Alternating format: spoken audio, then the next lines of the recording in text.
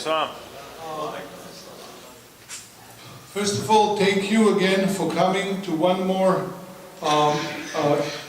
event on Muslim of the World lecture series. Tonight we will be talking about Uyghur Muslims.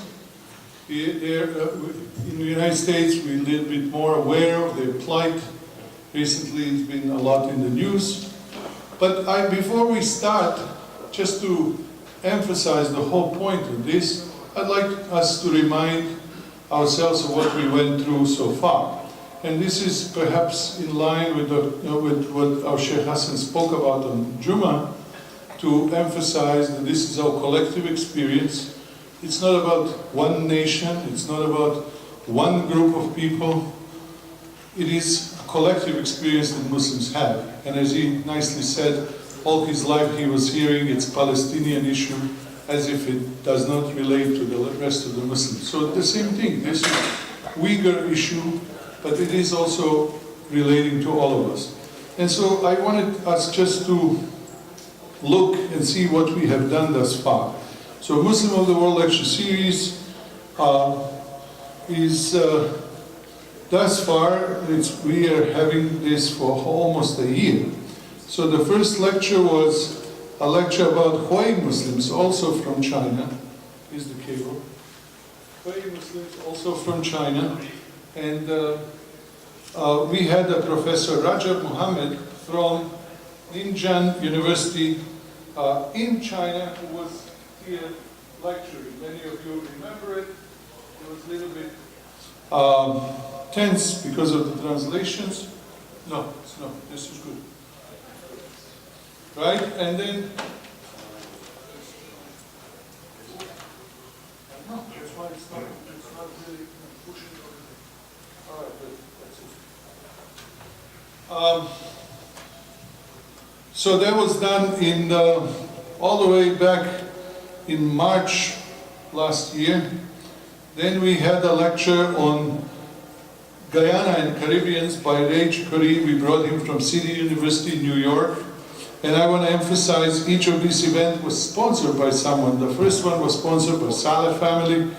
The second one was sponsored by Mehfil Restaurant and Amana. It was done in April 2018. Our Professor Ray Chikori spoke about Guyanese Muslims and the Muslims of Caribbean. We learned how that went. After that, I presented on Bosnian Muslims, and the event was sponsored by the Center. That was June 23, 2018. We then had an event about African American Muslims. We brought Brother Dawood Walid, very effective speaker, from Michigan. He came here and spoke to us, enlightened us on this topic. Followed by the Professor Renat from FAU. He spoke about Volga Muslim Tatars, Muslims in the middle of the Russia Golden Horde. After that, we had Dr. Khan from Harvard University.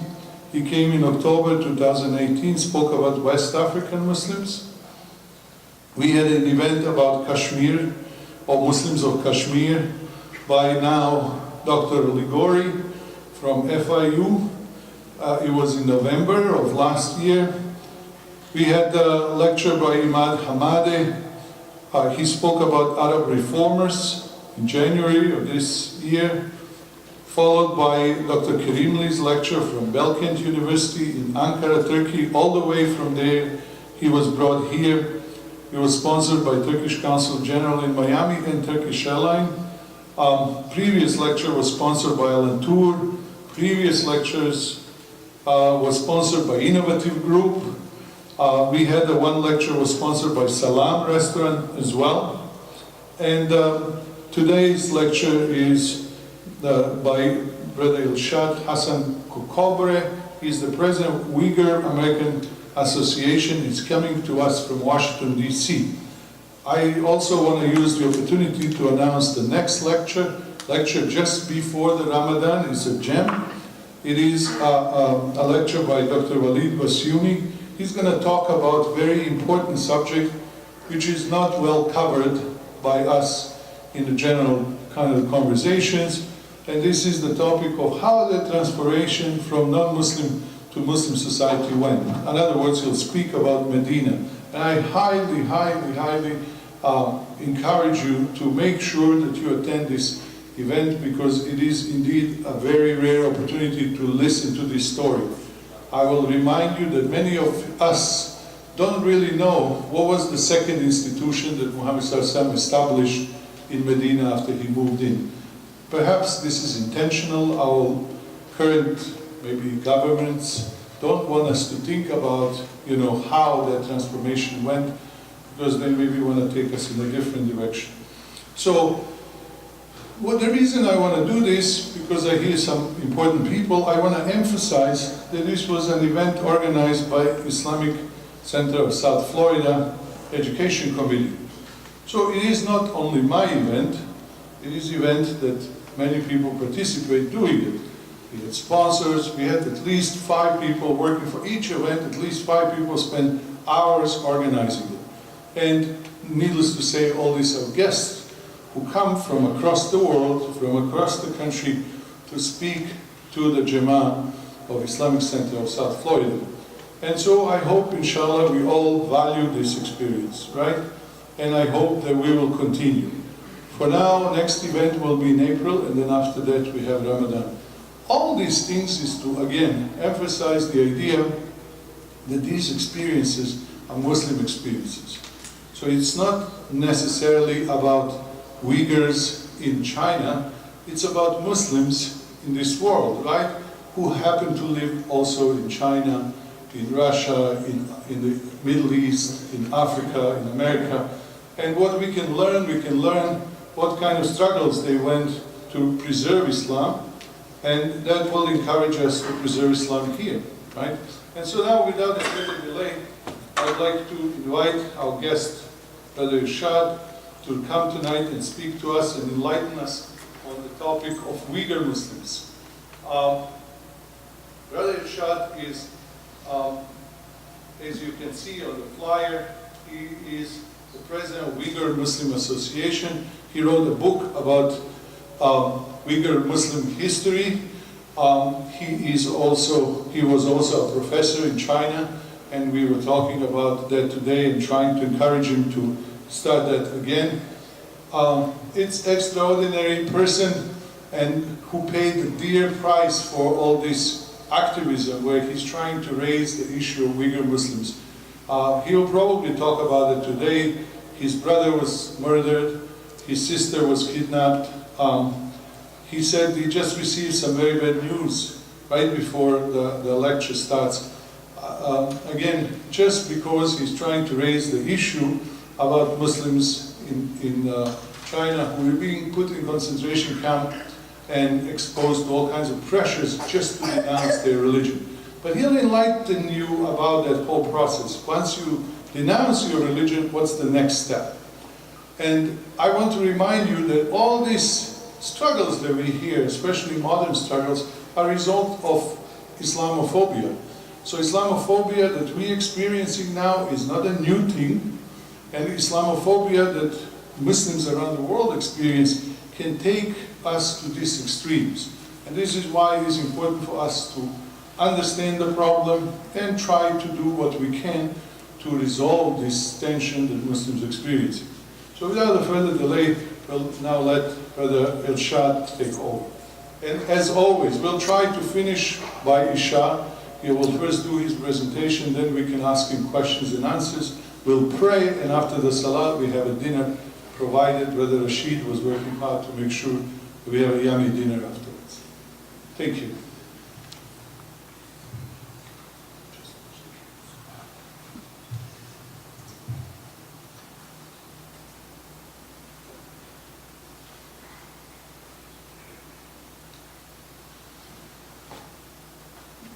Assalamu alaikum wa rahmatullahi wa barakatuh. Thanks for South Florida Islamic Center inviting me, giving me this chance to present about Uyghurs. Now currently we are suffering, as Brother Mirsad said, already explained. I don't want to give you too much pressure in our flight. Today I just give some brief about Uyghur. Who is Uyghur? How we end up in today's situation. And a lot of time when we talk Uyghur, it's pronounced Uyghur. And a lot of people ask me, what kind of culture you have? We say we have same as Turkish, and we speak Turkish language. Are you guys come from Turkey to China, that part? I say no. Actually, Turkish people is moved from our side to that place now. Now it's current Turkey. And they were confused. I need sometimes give a lecture about that. And it's very difficult. Sometimes you just have a few minutes. You need to explain. So today I will try my best to make it happen in an hour. The up is our script. Assalamu alaikum. That's exactly what we are using until today. That's our current script. And Uyghur in English, sometimes they pronounce it as Uyghur. It's Uyghur in our language. That was in Uyghur script written. And this is our typical dress for men. And that mosque behind them is called Uyghur Masjid, Jama. And it was in our country the biggest one. Now, just last year, it became a museum. It was shut down. And this side is our alphabet. Our language is belong to Altaic language system and Turkish language family, Eastern Turkish language. We are almost same as Uzbek language. Uyghur's homeland, we call it East Turkestan. It is a historical name. And why called East Turkestan? Because now currently under the independent 5 Central Asian Republic, Uzbekistan, Kyrgyzstan, Kazakhstan, Tajikistan was historically it whole together called Turkestan. After the Russian Revolution, the Soviet, they divided the west part become West Turkestan. We left over as East Turkestan under the Chinese rule. So in Chinese they call it Xinjiang Uyghur Autonomous Region. Xinjiang, that is a Chinese writing, it means new frontier, new border, new territory, which means for Chinese, this land is new. It's a conquered land. And the area size is very large, very large. This is our capital city, Urumqi, and that's the location with the maps. It's border with 8 countries, Mongolia, Pakistan, Afghanistan, Kazakhstan, Uzbekistan, Russia, etc. Our ancestors, it has some arguments, especially now with the Chinese narrative, with Uyghurs narrative, and also includes some Turkish from the Turkey scholars narrative. And pretty much our ancestry history was written in this legend. It's called Oğuzname legend. It's called Oğuzname. The oldest book about this legend was found out in Turpan, one of our old cities. And ancestry is related to Han and Turan, Göktürk, and then Uyghur. It was a big family. And which tribe is dominated this whole ethnic family, and the emperor's name was named after that tribe. So that's come Han, Turan, Göktürk, and then Uyghur. But because of some political reason, the Chinese narrative is emphasizing Uyghur is not Turk. Even though we speak same language, or come same area, but the Chinese narrative now is insisting that. So historically, this is Turkish Hanate, the ancient, that was their symbol.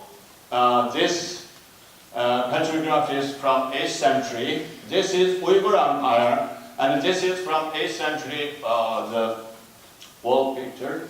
And that is a Karkhanate. And this was modern painting about the Sutuk Burhan. He is the first converted to Islam from Uyghur kingdom. So this is the Kürtürk Khanate. It was the earliest one in Turkish people. The area was covered, this empire is in the, from Siberia to current Central Asia. And the religion at the time is Hinduism. It's kind of natural worship. Gök means blue, sky, and also sacred. It was in that. We were at the time in Göktürk, we lived in East Turkish tribe. The whole area, basically in this, in between this, it was divided in two parts, eastern and western. Uyghur was pretty much stayed with the eastern part at the time. This is the leftover historical records from Göktürk Empire. And I read another one book written by an American professor. He says, not exact code, if you leave the history without your written script, and you will leave to present power, the space to change it or make it some narrative with their current situation. So only we were Turkish in the old empire, the leftover is this some stone written and no books, no nothing. So that's why now some political elements in the playing the game and so twisting this history. And it is, the founder is Bilge Havan. And in 744 to 840, the Uyghur Empire was built. This empire, actually, it was the inheritance of the Turkish Empire, that Göktürk. But now, specifically, I want to mention this. Just 2 months ago, the Chinese government announced a few historical new study results. And in this, the government said, actually, Uyghur was enslaved by the Chinese, by the Göktürk Empire, and by the help of Chinese, Uyghur overthrew the Göktürk and established this new empire. Actually, it wasn't. At the time, the fighting within the tribe is a natural result for the power struggle. So all the Uyghur alphabet, this was what all the Uyghurs alphabet. And now currently the Mongolian alphabet, actually it was copied from Uyghurs alphabet. And also the Manchu still using it until now. And Tibetan also using it. After we convert to Islam, we abandoned this alphabet and we used the Arabic base. But other nations, they will also live together with us, like Manchu, Mongol, and Tibet for a while, lived with us together. So they used it, continue until now today. And the Karkhanate kingdom. Following the Uyghur Empire in Orkhon, Uyghur was defeated by Kyrgyz. So Uyghur moved from Orkhon to a little bit west, joined the West Turkish empires left over. Then they made up, established another kingdom that is called Karkhanate kingdom. And this Karkhanate kingdom founder is Bilge Havan. And its territory pretty much include current East Turkestan and Central Asia 5 republics. And in here, actually Uyghur, even though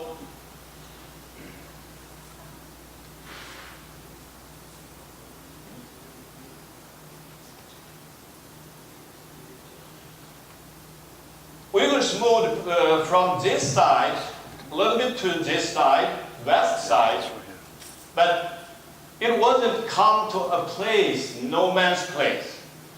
Over there had the Western Turkish tribe already there, Uyghurs and some other Turkish tribe from the same family. But some in this area also have some historical argument and twisting it. I don't want to go deep into it, but just mention it if you read some others. But this area still was under the Turkish big families' control. Uyghurs' conversion to Islam. This painting was modern day painting. It's not something from the history. And first Uyghurs' king convert to Islam is Sultan Satuk Bugla Khan. After he convert, he adopted the name Abdul Karim. And Satuk Bugla Khan converted to Islam in 920. By the, at the time, besides the Uyghur Khanate, have another one kingdom under the Abbasid Khalifa, but half independent called Samanid. And one of the Samanid prince, his name is Abu Nasr Samanid. Because of some court internal struggle, he ran away, come to the Khanate, and he did his best to convert Sultan Satuk Bugla Khan to Islam. And then, starting that point, Satuk Bugla Khan started to convert all the Uyghur. And so that convert was turned out to be some war within the Uyghur, Buddhism Uyghur, and the Muslim Uyghur. So that lasted for almost 40 years. And most of the Uyghur, after this 40 years, become Muslim. And in 1960, Sulaiman Arslan Khan declared the whole nation as a Muslim nation. And the Islam is the religion of the kingdom. This is the mausoleum for the Satuk Bugla Khan. It's in our cultural capital city, Kashgar, and it's this one is the old one. This one was built around 10 years ago, but now their both was shut down, not allowing anyone to go. And this is his home, it's still inside that. And it's in very close to Kashgar, another city called Atush, and that was the winter capital for the Khanate. And in Khanate, after we were converted to Islam, and we had a cultural renaissance, and we had some very famous scholars, and some we will say even Farabi, Khwarazmi is all from Uyghur, but we don't know, it's from Turkish family probably. But this Mahmud Kashgari, he wrote a dictionary, compiled a dictionary, it's called Logat Turkish, and he was a prince from the Khanate kingdom, and he dedicated this dictionary, Arabic, Turkish, to the Abbasid Khalifa at the time. And this is not only a dictionary, it names Turkish Arabic dictionary, but actually it was an encyclopedia. At the time he collected all about Uyghurs, about Turkish different families, and their cultural and poets, legends. So this is very big book about our history, about the Turkish history, and the oldest one about this book was in Istanbul now. It's in National Museum, the oldest one written. And this is the map in his book, and this map just happened last week. I was in a panel speaking Middle East Institute, and one of the professor, his name is Star something, last name I forgot. He said in this map, the Japan was first time ever in history located in this map. So this is the very old from the Turkish people's map. And now most of the Turkish nation, countries celebrating him, and 2008 was for Mahmud Kashgari's 1,000 years memorial, and had a, this is his mausoleum, and sitting in this it was a small village in the mountainside of the Kashgar called Upal, and now his mausoleum also was shut down for last year. And another one scholar is Yusuf Sajid, and wisdom which brings happiness, Kitab-ı Bilik in Turkish language, or in Uyghur we call the book Kitab-ı Bilik, and Bilik means knowledge, Kitab-ı means happiness. And he was also compiled this book. It's about justice, about knowledge and happiness, and it's also another kind of encyclopedia, and also about politics in Muslim society, how the ruler to make harmony with rule people. So this is very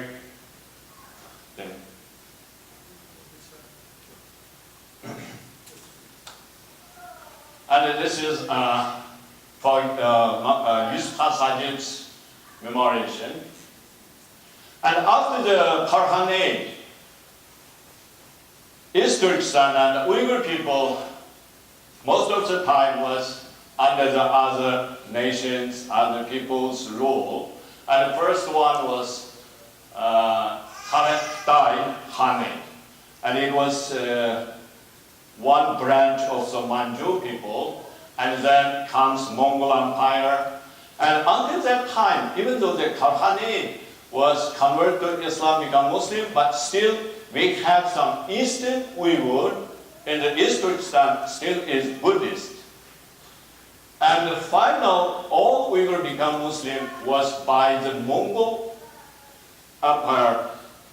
I will later come to that. And then Chagatai Empire. Chagatai is one of the Genghis Khan's, one of the four sons, one. And he ruled our region. And then his descendant converted to Islam and melted inside the Uyghur. They become part of Uyghur.